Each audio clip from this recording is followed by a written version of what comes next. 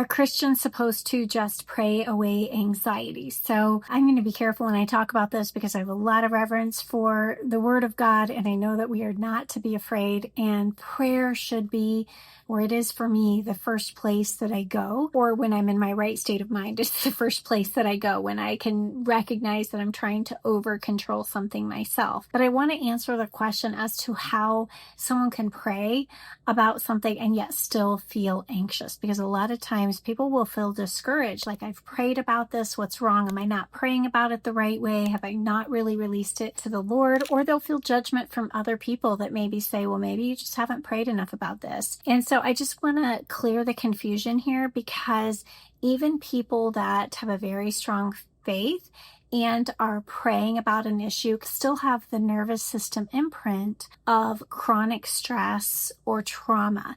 So these are things that we can see on a brain scan.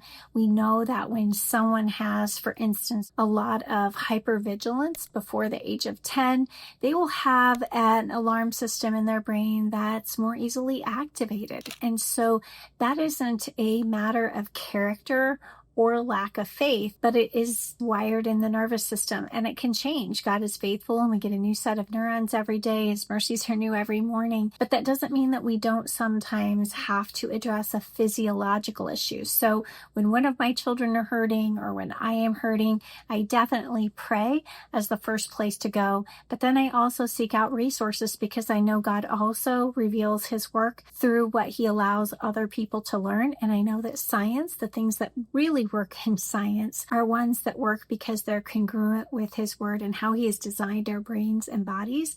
And so definitely pray if you have anxiety. But if you have been prayerful and leaning into your faith and you still feel dysregulated, or you're overwhelmed, or you're burnout, or you have the impact of chronic stress or trauma, don't feel ashamed to get help. It's not a failure of faith. Stay meaningful, stay joyful and present.